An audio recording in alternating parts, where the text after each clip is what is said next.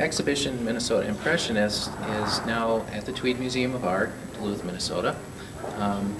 And it is a result of kind of a unique collaboration between the Afton Historical Society Press, Rena Cohn, who is the author of Minnesota Impressionists, published by Afton Historical Society Press, and the Tweed Museum of Art. The exhibition highlights approximately 35 works from a number of different collections, including those of the Tweed Museum of Art. Works such as the Nicholas Brewer Sunset, which is located directly behind me as I speak. Other works by well-known Duluthians, David Erickson, Newt Hillner, and well-known Minnesota artists such as Carl Rawson, Alex Vinegar, Edwin Dawes, and some precursors to the style of Impressionism are also included in the exhibition. As is the case with a lot of exhibitions, they're accompanied by a book or a catalog.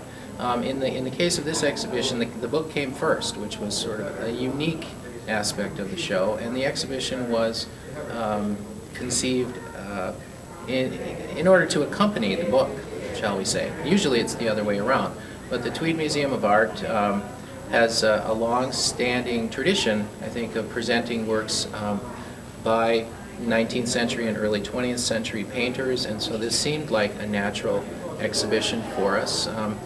Our collection also houses many works by Minnesota artists from this time period, so that also seemed like a natural for the museum to take part in this project and host the exhibition.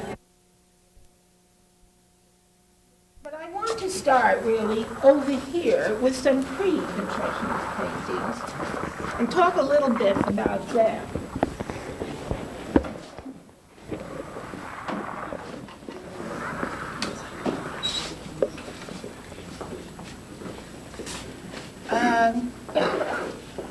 This one by Joseph Meeker and this one by Jerome Thompson are in a sense pre-Impressionist paintings.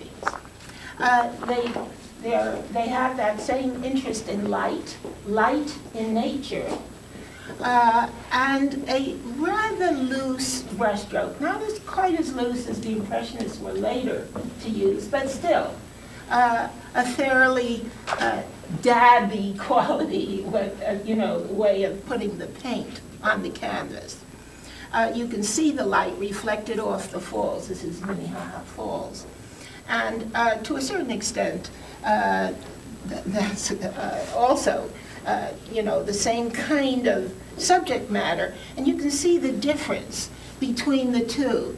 Now, there were, of course, other painters who had been dabbling with Impressionist techniques as far back as the 18th century and the Guardi paintings of Venice.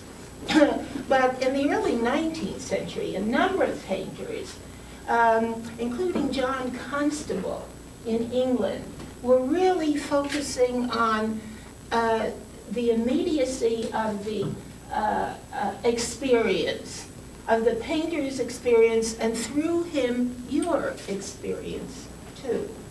And also the great Turner, also an English artist who focused on various aspects of light in nature. So these are pre-Impressionist painters, but so is, in a sense, Munger, Gilbert Munger, who really belongs to a style that was very popular in the United States just before Impressionism began to take over, and that is what we call the Barbazon style, the Barbazon school. The Barbazon painters, who were a group of French painters, who went out into nature in the area around the forest of Barbazon near Fontainebleau in France, and felt that the experience of being in nature is what is really important in art. So I think that Gilbert Munger expresses that kind of outlook. Homer Dodge Martin is considered by many people to have been the first truly Impressionist painter in America. And his most famous painting, the Harp of the Winds, if any of you have been in the Metropolitan Museum in New York, that's one of their most popular paintings. He did that. It's a French scene that he recalled from memory because he had been in France for a number of years. Guess where he painted it? He painted it during the last years of his life in St. Paul, Minnesota, where he had gone to try to improve his failing health. Some of you may not know that Minnesota was considered a good place to go if your health was failing, because in the 19th century it was believed that it was too cold here for any germs to survive. So many people came up here for their health with that belief in mind. And Homer Dodge Martin was one of them. He lived very quietly in St. Paul, and he died there. More or less alone and forgotten, except for very few people, friends and connoisseurs who knew he was there. This painting by David Erickson is, again, a truly impressionist one.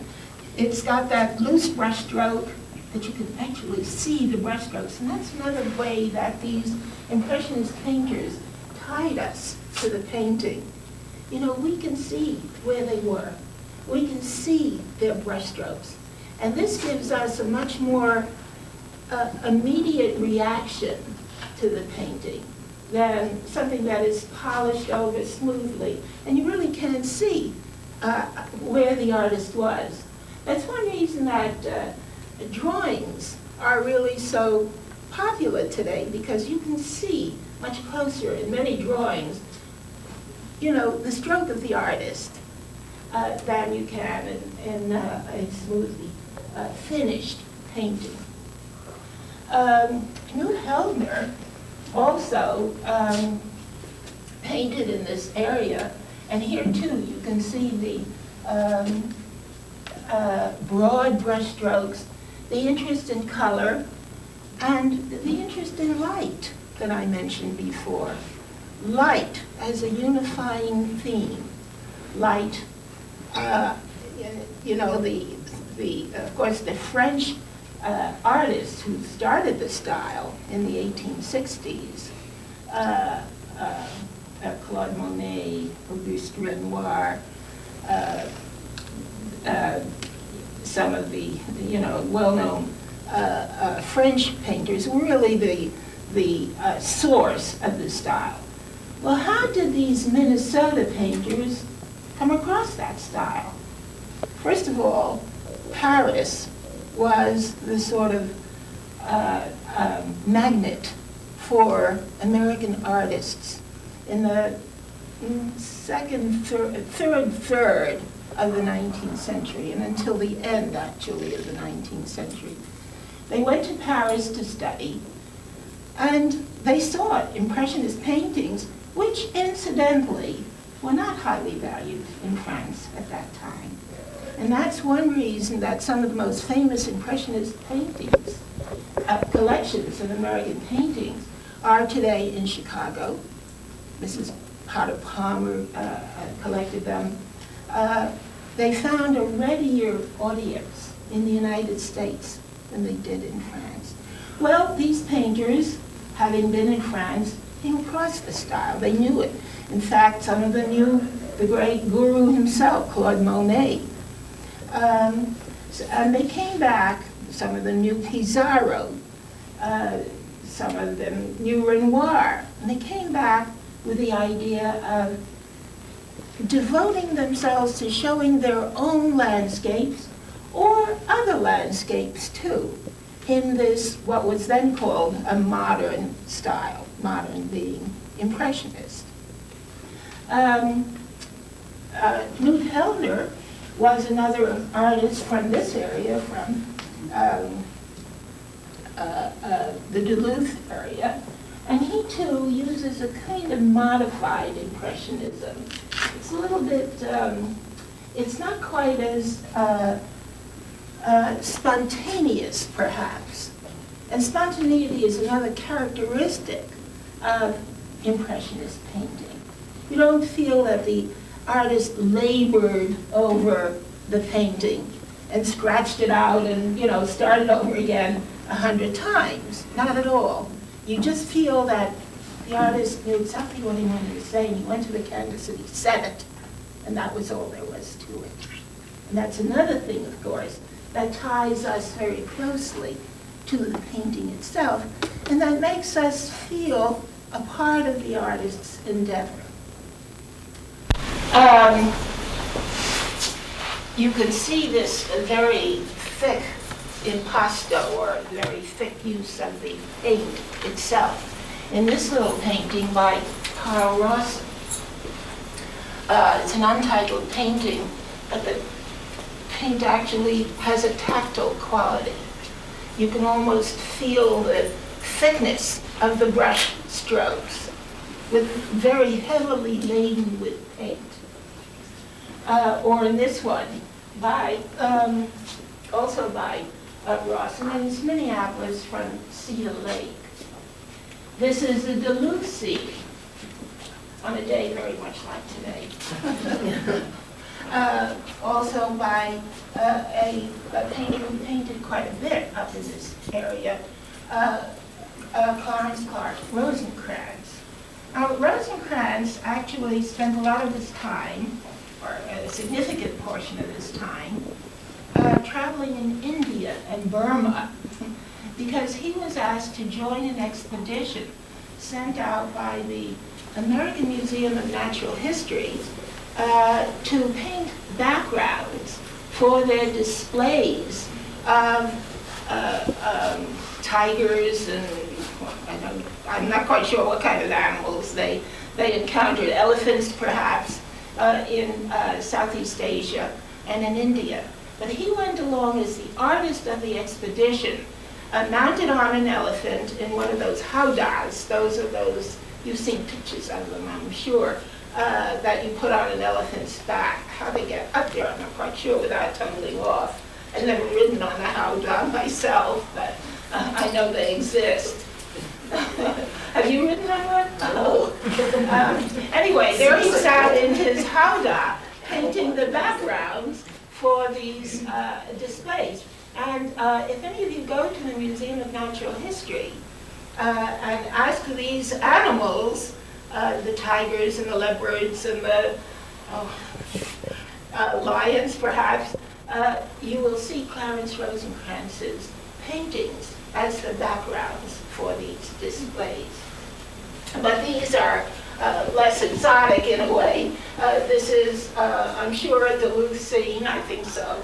And here too, another Rosencrantz painting, painted in that very loose application of paint to the canvas. Elizabeth Chant, who has another painting that I talked rather great length about in the book, now has a whole gallery devoted to her art in Wilmington, North Carolina, the St. John's Museum in Wilmington, North Carolina. But there are some examples of her work here too. She was discouraged from studying painting. Her father was an English sea captain, and she liked to say she had sailed the 7 seas by the time she was 7 years old. Well, perhaps she had on her father's boat. But Captain Chant settled in Hawley, Minnesota, and his first wife died there. It was a very hard life in the end of the 19th century. And eventually he moved down to the Twin Cities, to Minneapolis. And he remarried. And Elizabeth Chant's mother-in-law was very discouraging about Elizabeth studying art. As many people were. It was not a woman's place, number one, to compete with men in a field such as that. And the only place that it was safe for a woman to paint was in the home. So that was considered okay, and that's one reason that Gertrude Barnes' painting is very typical of women's art in this period, because still life can be arranged in the home. You don't have to go out of doors where the weaker vessel might encounter all kinds of hostile criticism. Well, you know, social attitudes change. And I'm trying to give you a picture of what it was like in the beginning of the 20th, the end of the 19th century. But this little landscape, to get back to it, is by Elizabeth Chant. It's a very typical Impressionist landscape in its loose brushwork, its interest in light and color. And it's these bright colors that were also so popular then and still are. So this is by Gertrude Barnes, and incidentally, very little is known about many of these women artists. Gertrude Barnes is one of them. You know, I've been doing research on these artists, and some of them are, they just sort of vanished from the scene, you know. I don't even know where and when she died, and I've tried to find out. So, you know, they joined these, there were a few clubs that welcomed women, and Elizabeth Chant was instrumental in setting up one of them, the Artists League of Minneapolis.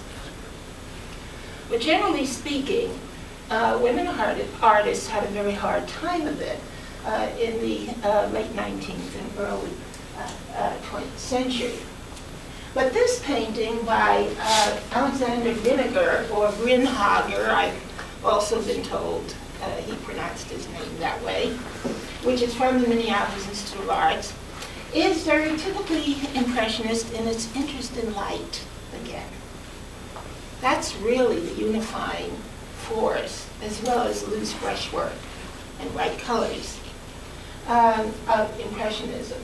But the subject is far from usual in Impressionist painting.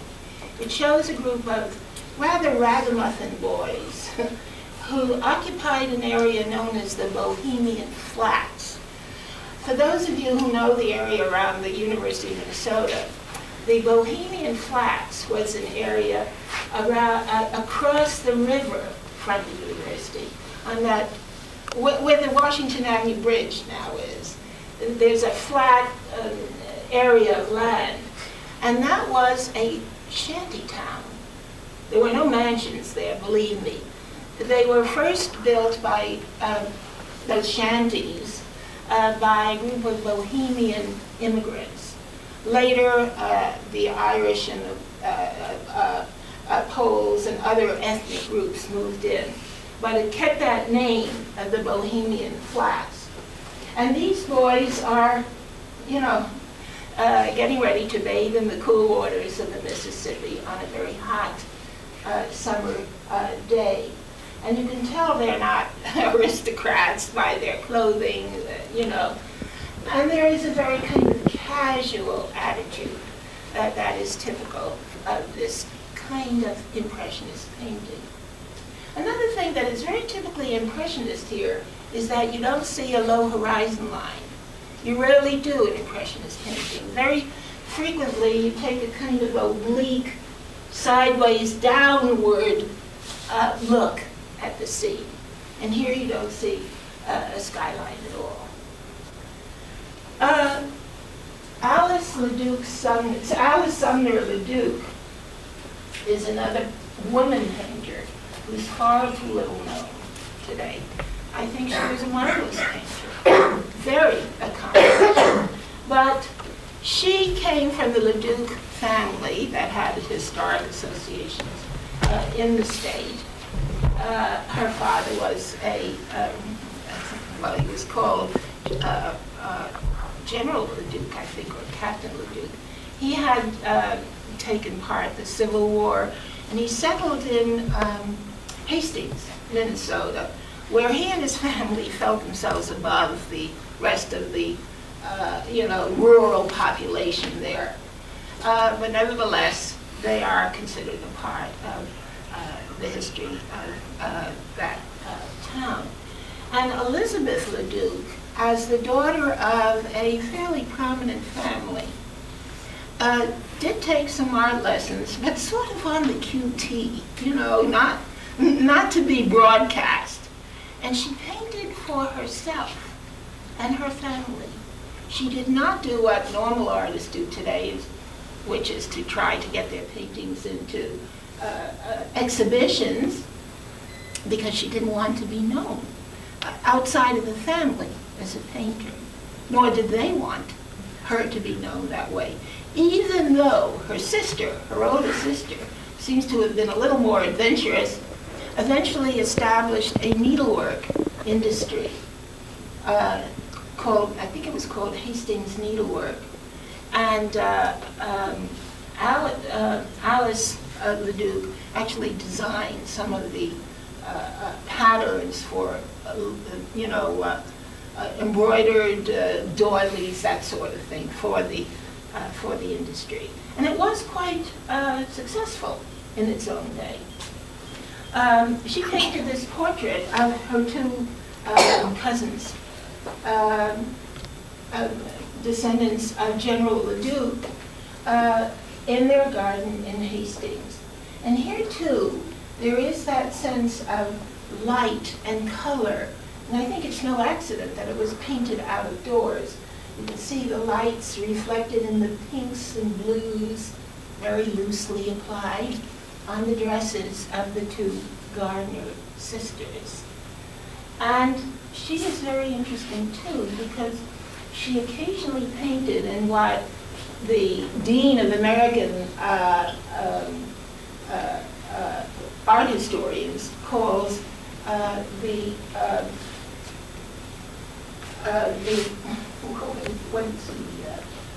can't think of the name. The glare aesthetic. The glare aesthetic, thank you. The glare aesthetic, where there's a very strong contrast between light and shadow. And she does that in this very unpretentious view of a shed that casts some light shadow on the area down here, but then there is this outdoor, sunny, sun-filled field that contrasts with that. So that is very much in the tradition of the later glare aesthetic. And before we leave, I just want to show you these two little paintings by Clara Mares, a St. Paul artist. This is a very typical subject for an Impressionist picture. A little girl in the garden. What could be more pleasurable, pleasant than a theme like that? How can you criticize a theme like that? A sweet little girl standing, in her high-button shoes in a lovely garden where the blooms of the flowers are almost as big as she is. And over here, her companion, Clara Mares' companion for much of her life, was Clement Tuckers, better known as a painter who worked under the WPA, administration in the 30s. And here she paints him, painting on the banks of the Mississippi. I just love this painting. With a group of boys kibitzing in the background, telling them where to put the brush. And if any of you are painters, you know how that goes over with a painter. But it happens all the time. And here he is, paying no attention, smoking his pipe and putting his brush to the canvas where he decides it should go, and not paying too much attention to these kibitzers behind him. I love the sense of humor here. I think it's just great. And finally, I'm going way over my time, just a few words about this very popular painting by Robert Taylor, who was he was director of the Minneapolis School of Art, the second director, from the late 1890s until I think 1915 or around there. I forget exactly when he died. And this is his wife and son and dog. It's called Rainy Evening on Hennepin Avenue. And I believe that this is an old library building.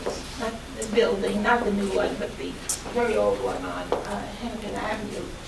And I had a little hesitation about including this in the book because though the paint is rather loosely applied, and there is, of course, an interest in light on a rainy day, but light on a rainy evening in this case, nevertheless, it takes a little bit more of a style that is very closely related to Impressionism, and that is the style that's been called tonalism, in which the whole area seems to partake of a kind of graying down of color and light. Well, that's appropriate, of course, for a misty evening, and you know, well, I just sort of think this is a very, very early spring day. I get that rather than a late fall day. I just get that feeling from the colors and the atmosphere. But I may be wrong. But the important thing here, too, is the interest in light in nature. This painting by Nathaniel Poussaint-Dard is of downtown St. Paul. And this is really quite impressionist. You can see, again, where the artist was. He's telling us, I was here, I made the stroke this way. You know, very, very differently from the polished sort of, religious or historical paintings that were still being, you know, preferred over this kind of impressionist painting.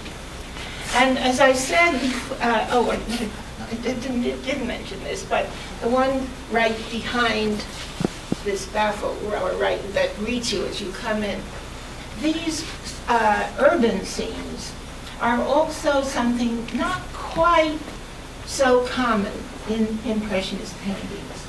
They prefer the rural scene. The great out of doors, yes, but the rural out of doors, not the city out of doors. And it really wasn't until the 80s, a group of New York artists led by Robert Henry, who you may have heard of, that urban scenes assumed a positive approbation of their own.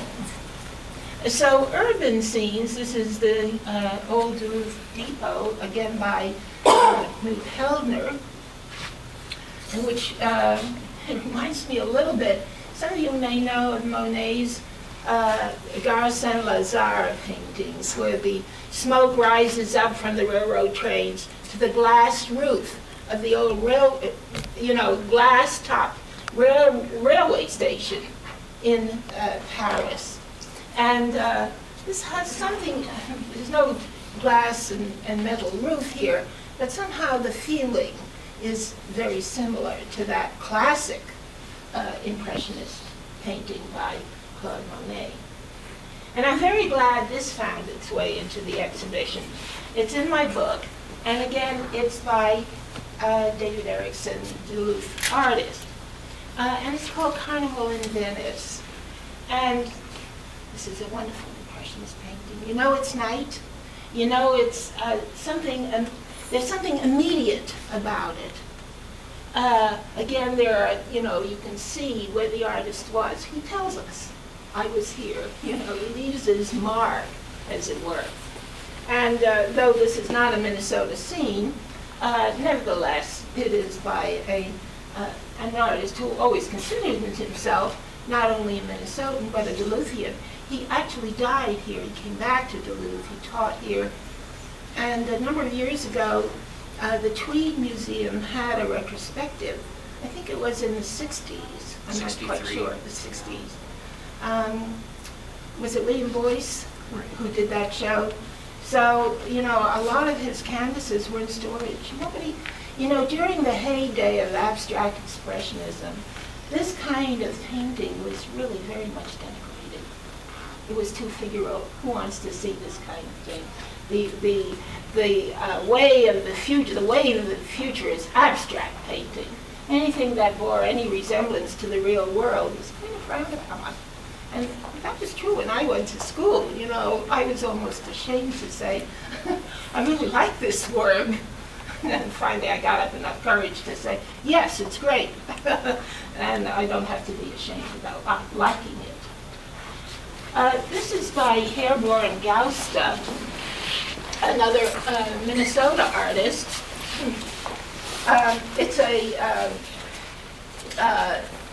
summer day in the countryside, and this is a little unusual for an Impressionist painting in that it has a very low horizon line, so we don't have that sense of looking down obliquely into the scene. But the light here, you can almost feel the heat of the sun on that summer landscape with a little rather modest farmer's cottage in the middle distance. And Louise Kelly, she's another one who I wish someone would do a little more research on. I think she was a very good painter. You know, practically nothing is written about her. But I think she too was a very accomplished painter. This is called the Old Edina Mill. It's no longer standing. But again, it has that loose brushwork and the colors, the bright, sunny colors, sunny generally, of the Impressionist painter. And finally, Ada Wolff, who paints some of her paintings in a style that I can only call post-Impressionist. The Impressionists rarely use the color black because they felt that black is a color that signifies the absence of light, and that's a contradiction. You can't see, you can't paint anything. So they avoided the use of black. But the post-Impressionists brought it back because it adds a quality of drama and also a slightly abstract feeling to the painting. In this picture of an old mill at Champlin, Ada Wolff uses the loose brushstroke that the post-Impressionists incorporated from the Impressionists, but she also uses black. And there is a slight flattening of the canvas in post-Impressionist work because they began to feel that design itself, aside from its image of the real visual world, was also a valuable goal for the artist. And I just want to mention the one behind you there as in my final words, Edwin Dawes. Edwin Dawes was mostly an Iowa artist, but he did paint in Minnesota too. This is called The Channel to the Mills. It was painted in 1913.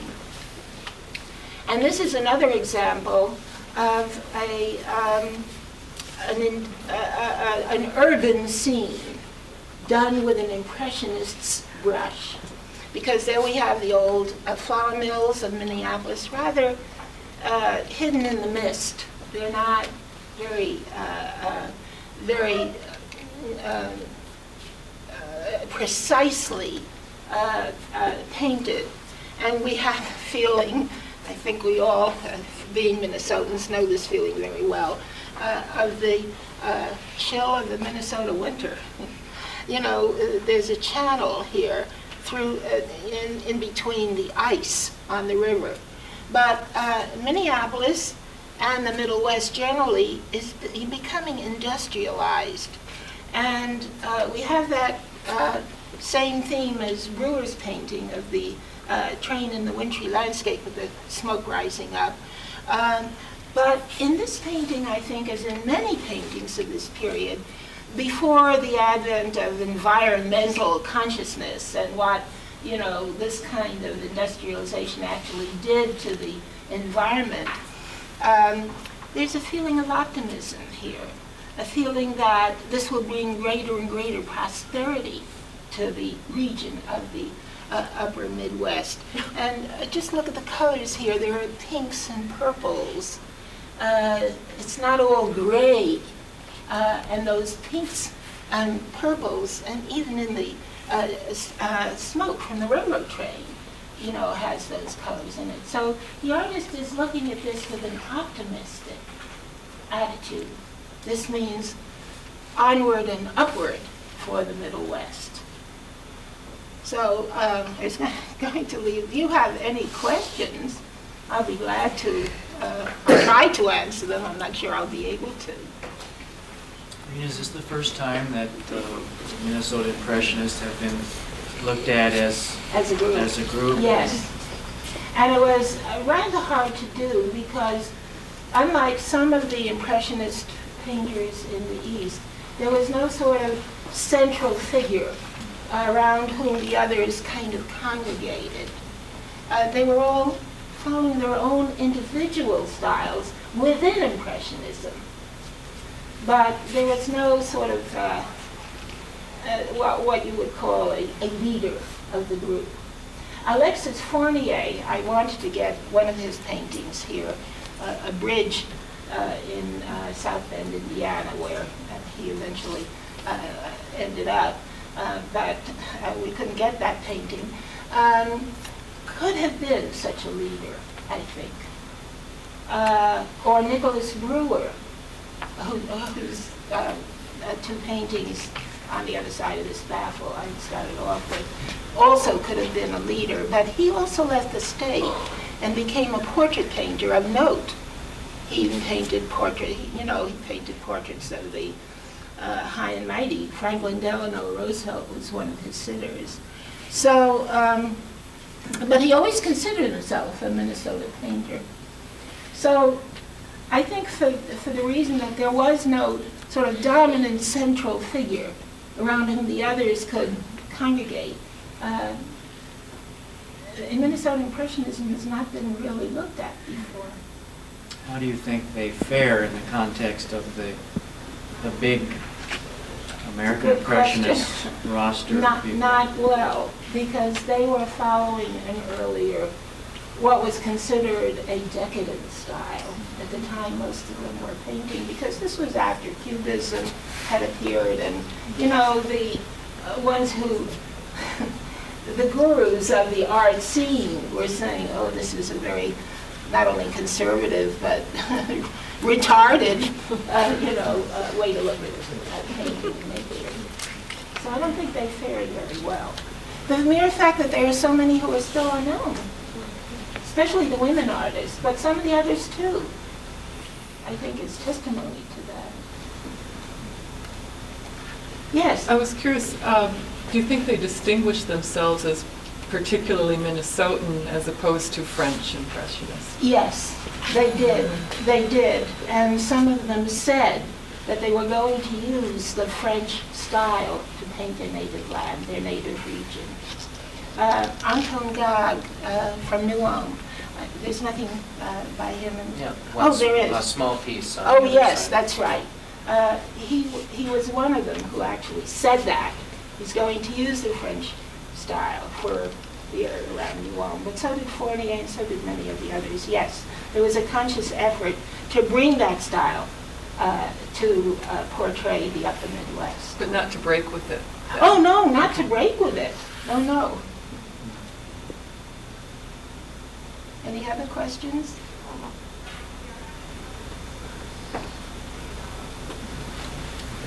Well, if there aren't any other questions, I'd like to thank you very, very much, Rena. That was wonderful. And I invite all of you to stick around for some refreshments and to talk with Rena. Take a look at the book, and Rena will be happy to sign copies of the book, too, for anyone who's interested. And I believe that will take place near the entrance to the museum and the museum store. So, thank you very much.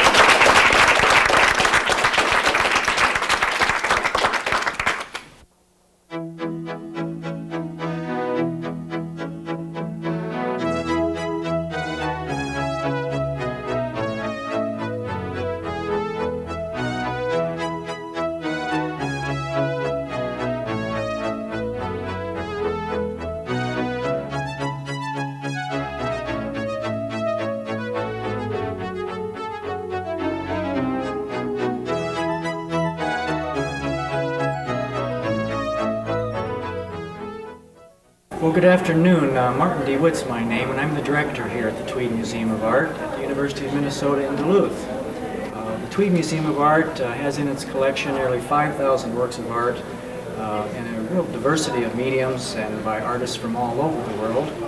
And our intent here at the Tweed is to really exemplify the best creativity that's represented from all cultures, and certainly not only in this country but throughout the world as well. Recently, the museum has focused on an exhibition series that's featured a cross-cultural representation from signs and symbols, African American quilts and folk art from Chicago collection, to cross-cultural perspectives from the Tweed Museum of Art collection. Recently here, we've been excited to feature the Minnesota Impressionists exhibition that aligns itself with the new book by Rena Cohn in the Afton Historical Society Press here in Minnesota. Minnesota Impressionists exhibition really is a beginning of creating what we feel is going to be a long-time legacy in terms of these great artists from our state. Peter, how did you come about the idea to put together this exhibition? Well, it wasn't exactly the museum's idea to do the show in the first place. Not that it's not a show that we wouldn't have liked to have thought of. It's a wonderful idea for an exhibition. But the exhibition actually followed on the heels of a book that was written by Rena Cohn, the Minnesota Impressionists book, published by Afton Historical Society Press. And we were approached by them with the idea of hosting the exhibition in the spaces here. Now, are all of these works on exhibition part of your permanent collection? Well, unfortunately they're not. I wish all of these works were from the Tweed Museum's collection, but a lot of these really beautiful paintings are from the collections of, for instance, the Minneapolis Institute of Arts, the Frederick R. Wiseman Art Museum at the University of Minnesota, Minneapolis, Minnesota Historical Society collections. Are there any works from private collections as well? There are a few works from private collections in the exhibition, yes. Can you take us around today and show us some of the pieces and I'd love who to. participated in the exhibition? Certainly. This particular work in the exhibition is by Nicholas Brewer. It's called Minnesota Sunset, and this is a work that is in the Tweed Museum of Art's collection. There are several other works by Nicholas Brewer included in the exhibition from other collections, from other sources. This work, also by Nicholas Brewer, is a winter scene, obviously, from Minnesota. A beautiful painting from the collection of the Minnesota Museum of American Art in St. Paul, a museum which also houses many fine works by Minnesota artists.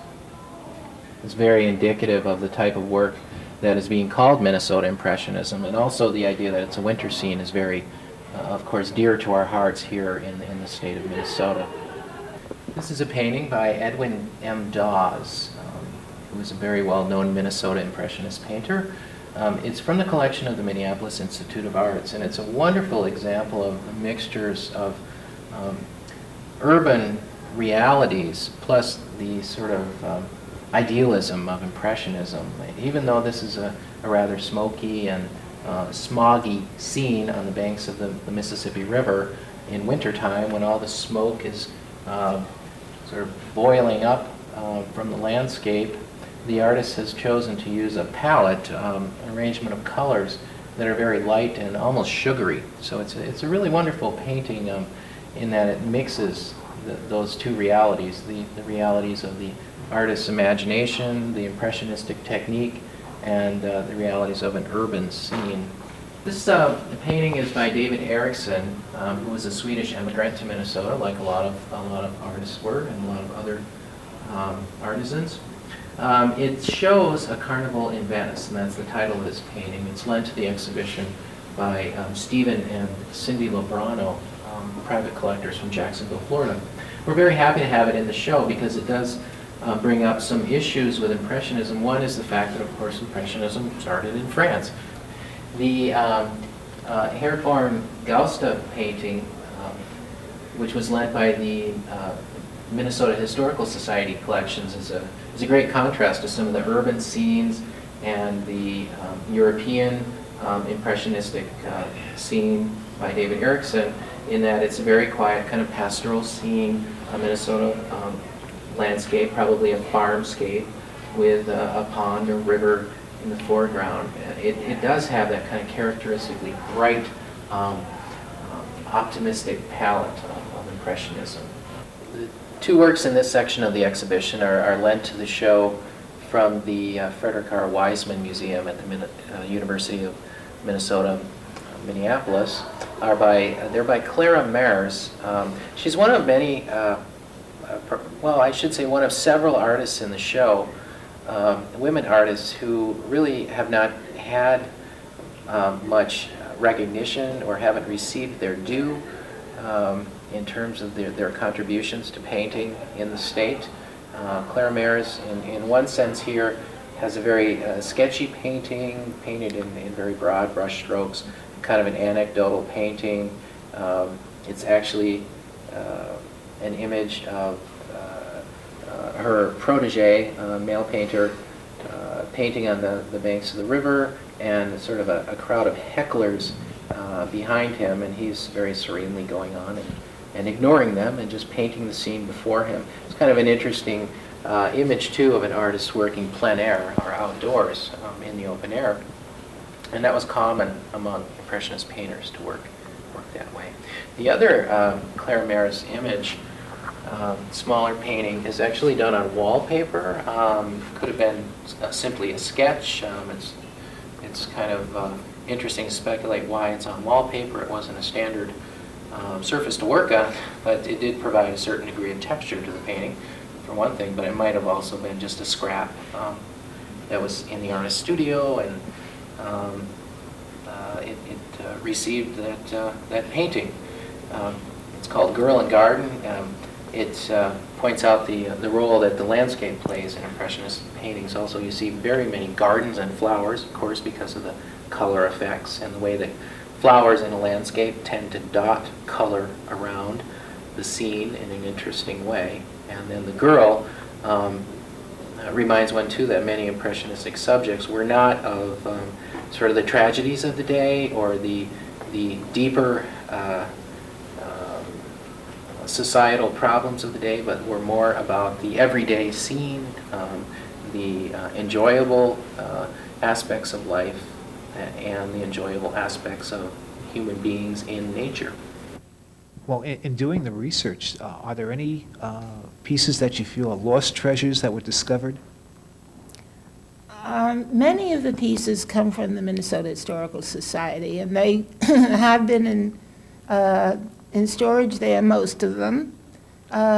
Some of them were displayed, but there are a number of pieces like Arthur Alley, who is not included in the show,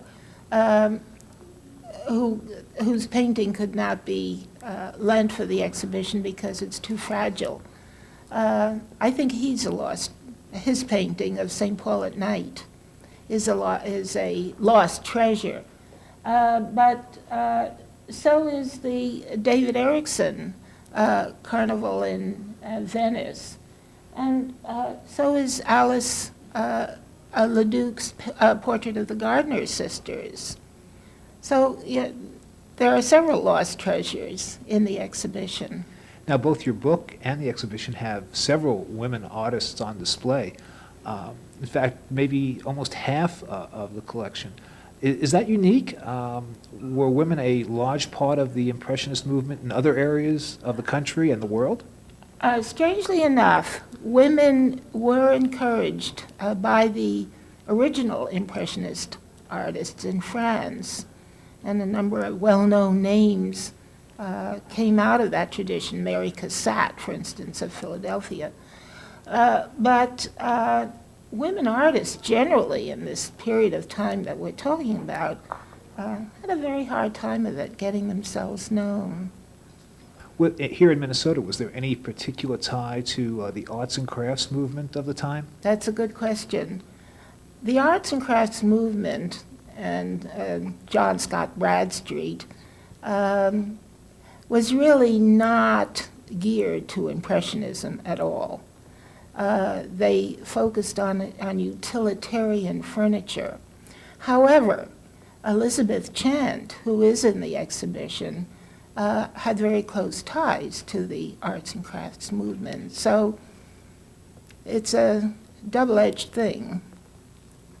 You know, what, again, in writing the book, what were the criteria used to determine that someone was a Minnesota Impressionist? That's another good question. First of all, were they focused on light in nature? Secondly, did they use the general Impressionist technique of bright colors loosely dabbed onto the canvas, very visible brushstrokes that creates a sense of immediacy between the painter's canvas and the observer of the painting. These are things that I focused on in writing, in choosing who was Impressionist and who was not. Now, the book is very interesting in that, unlike most art history textbooks or writings, it almost comes off as a series of short stories. It's each artist is discussed in little hidden facts are discussed about each artist. Well, that's very flattering of you to say, because a good deal of research went into unearthing the facts about these artists. They've never been treated as a group before, and some of them have never been treated in standard works on American painting. And it's interesting that my guru, who is William H. Gertz, professor of art history in the Graduate School of the City University of New York, and the dean of American art historians, has focused on actually the Vinegar painting as the best known Impressionist painting to come out of Minnesota. But he's also aware of Edwin Dawes, The Channel to the Mills, and of the work of Herbjørn Gausta and some of the other painters who are included in the show. Now, Dr. Gertz actually wrote the foreword for your Yes, book. he That did. must mean a lot both to you, and it also says a lot about the quality of the book. Well, thank you. Yes, it does mean a lot to me that he wrote the introduction. Because sometimes I think that I'm writing for one person, and that would be William H. Gertz, and that I hope he'll approve of what I've written. Now, another influence among these artists seems to be a Scandinavian, or something they have in common is there's an awful lot of Scandinavian Yes. artists in this collection. Yes. Well, that's because Minnesota had a large Scandinavian population, immigrant population, and it would be interesting for someone to try to trace whether there was indeed some connection or influence back and forth between Scandinavian painting, Norwegian, Danish, Swedish, and the art that was produced in Minnesota. Do you think there's a reason that Minnesota Impressionist painting has not really received much recognition up till now? Well, the painters who painted in this tradition, and my cutoff date was 1940, though there are still painters who today are painting in this tradition, I think the Impressionist painting was denigrated during the time of abstract expressionism, and these painters fell into obscurity, many of them, because they were not, according to the critics of the time, looking forward. They were, according to those critics, looking backward. But I don't agree with that. I think they preserved a tradition in Minnesota which was very well worth preserving. Of course, even French Impressionism didn't have as much value when it was being created as it currently has today. Monumental, huge fees for some works now. That is correct. And I think we're coming back to an appreciation of representational art that was really denigrated for a number of decades. And Impressionist art is so generally joyful. It's fun to look at. It makes you feel good. And it doesn't require, in order to be appreciated, a PhD in art history. Well, the next time you're in Duluth, make sure that you stop by the Tweed Museum of Art here on the campus of the University of Minnesota-Duluth. So much is possible to see and enjoy here in Duluth. Quite a cultural community, and certainly the Tweed is at the forefront in terms of the arts. We invite you to come to the Tweed at the University of Minnesota in Duluth.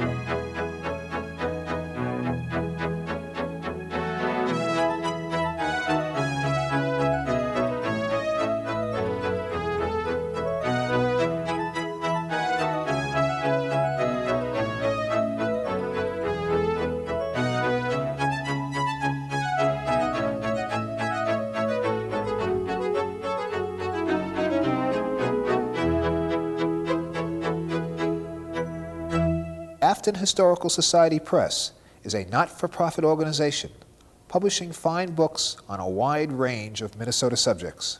Gifts to help support our publishing program are tax-deductible. Rena Neumann Cohn will be signing copies of her book, Minnesota Impressionists. Meet her in person on Saturday, February 8th, from 1 p.m. to 2 p.m. at B. Dalton Bookseller at the Southdale Mall. And on Saturday, February 15th, from 2 p.m. to 3 p.m. at Barnes & Noble at Calhoun Village, 3216 West Lake Street.